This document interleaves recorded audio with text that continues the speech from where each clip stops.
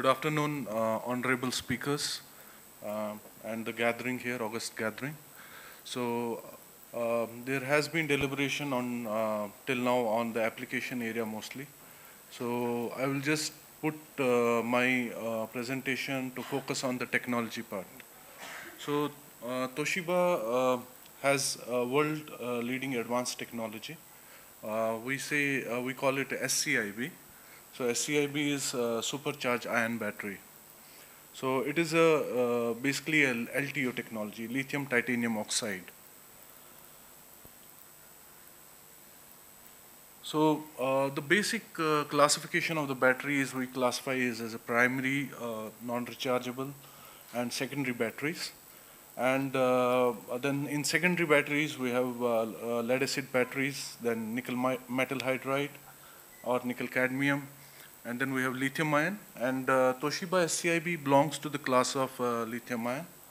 And then we have sodium sulfur and redox flow.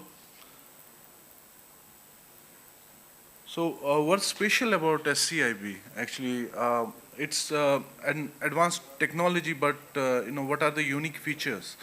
Number one, it is highly safe. So when I say highly safe, because of inherent material, titanium. So there is no short circuit condition in LTO case, because in short circuit situation, the titanium material converts from a high conduction phase to a low conduction phase automatically. So you don't have any issue of fire or some accidents, similar accidents. Then we have a long life. So we have more than 20,000 life cycles. Then we have wide effective SOC. We don't tell the end user to utilize only 70% or 60%. We say please utilize 100% if your system allows. Then we have a rapid charging. So our cells can be charged in 6 minutes, up to 80% SOC. And then we are very good also at wide temperature usable range. So our batteries can work as low as minus 30 degrees Celsius and as high as plus 60 degrees Celsius. What are the problems with the conventional lithium-ion batteries? We are seeing, when I say conventional lithium-ion batteries, I mean to say technologies like NMC, nickel manganese cobalt, and then lithium iron phosphate, and then there are many others. So what is the common issue? You have safety issue. I think that's the main issue with the conventional lithium-ion battery. So I think we had the first presentation from Mr. Mathiram. So sir, he explained about why it is happening, why the accidents happen.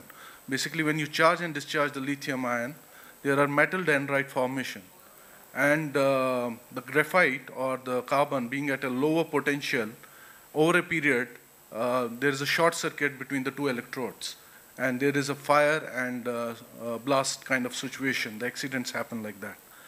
So, but titanium, as I've already said, titanium is at a higher potential. So we don't, even if there's a lithium dendrite formation, it does not impact over its life period, any short circuit. It does not, we don't have any experience of short circuit so far. And second is related to charge discharge characteristics. We always hear that in case of especially the electric mobility, you need to charge for several hours. These conventional lithium-ion batteries, you can't charge it fast. So our lithium titanium oxide meets this limitation. So it can be charged very fast. But you need to have a infrastructure for that, for charging so fast. Then also it can be charged in 6 minutes. And you can reuse, basically, you can reuse many cycles a day. Because as I explained, it's around 20,000. It's more than 20,000 charge-discharge cycles. So that anxiety of life cycles, recycling is very, very low in case of lithium titanium oxide. So this is the slide on the history of the rechargeable battery development. As you can see, maximum developments have happened in Japan. We already have Yoshino-san who got the Nobel Prize last year. Uh, and then we have many, members, the engineers from Toshiba, who were responsible to work on the materials and to make, to innovate and to discover the lithium cobalt oxide. So Mizushimi-san, I think Mr. Mathiram also mentioned his name. He developed the lithium cobalt oxide cathode material, that is the positive electrode. And then we had applications in mobile phones, laptops, and smartphones. We used this lithium cobalt oxide. And then in 2004, there was a big, technology innovation, which was the lithium titanium oxide was firstly tested and found, okay. And the commercial viability after that happened, and 2008, Toshiba started its first manufacturing plant. In Kashiwazaki, it's north of Tokyo.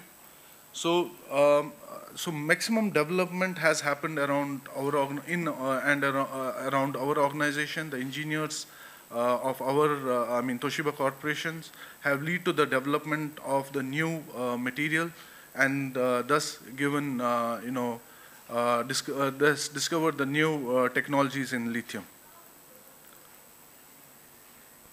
So what we are exactly working on now, Toshiba, what's the Toshiba strategy is, we have a LTO. I have explained a lot of advantages of LTO, long life, fast charging, and it is inherent, very safe material, wide temperature range, but it has one disadvantage also.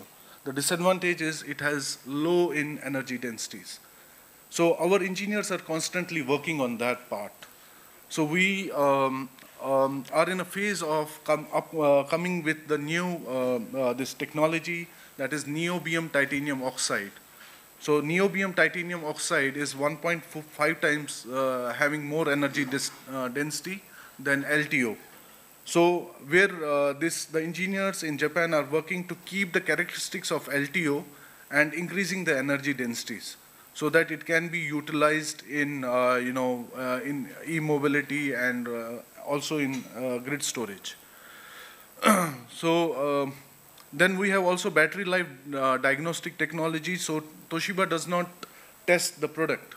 It tests the raw material. It tests the anode material. It tests cathode material to evaluate the life cycle of the battery. So that kind of level of testing, is done. Diagnostic testing is done in Toshiba. And this is about the niobium. So as you can see, volumetric density, it will have more than 3 times the LTO. And to overcome the issues of energy densities, this material probably we feel in next 2 or 3 years, it will be in the mass production.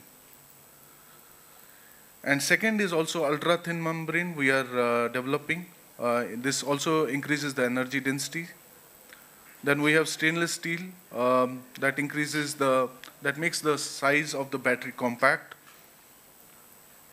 And these are the examples of Toshiba in energy storage system. The recent concerns have been fire incidents. As you increase in megawatts, and it becomes more and more important to have, to take care of those power grid applications, because megawatt scale, if there is any issue of fire, it can cause a big loss of human lives also. So recently we have seen many accidents happening, and these have been more or less the maximum cases have been the internal short circuit conditions. And this is a typical configuration of BESS. We are basically increasing the storage kilowatt hour capacity by increasing the containers. And this is one of the energy storage systems, 20 megawatt hour, 40 megawatts. It is delivering 40 megawatt in 30 minutes time because of the LTO characteristics. And this was the first commercial project in US. It is 6 megawatt, 2 megawatt hour, energy. It's used mainly for the frequency regulation. So it delivers 3C. So that means in 30 minutes it delivers 6 megawatt. And then we have also one of the world's largest and a single energy storage system, 40 megawatt hour with 40 megawatt power. So it delivers 40 megawatt power in 1 hour. It's used in demand supply balancing. Now just 2 minutes, just 2 minutes. Okay, I'm sorry. So, okay, I'll just quickly do this. We have EV batteries. The issue is range. The issue is, what user want is range per charge, initial cost, resale value should be high, charging time should be faster, but unfortunately there is no technology which can provide the mix. So you have LTO which can have a higher resale value because life cycle is more than 20,000. It is more faster. You can charge it more faster. So, okay, this is why commercial EV with LTO. On the right side, you can see we can resize the battery and have multiple charging a day, and we can have high operation rates. And this is the electric bus with fast charging. This is the conventional lithium-ion battery, your NMC LFP, and this is LTO. So what it does is it provides multiple charging a day. It reduces the energy capacities by 10 times. And you can resize your capacity and you can look it more cheaper. It will look more cheaper. These are the examples we have. In US, Proterra. In Europe, Van Hool. And in Japan, we have many cases. And in Malaysia also, we are doing a demonstration project. So last slide. So scenario of EV expansion, how the trend is moving. So fast charging market is growing. Pantographs are growing. Fast DC chargers are growing. And then we have medium vehicle with 10, 20 passengers, robot shuttle. It is unmanned shuttles growing in the market. So it needs a high power energy storage. And then we have shared EVs and trucks. I'm sorry. Thank you very much.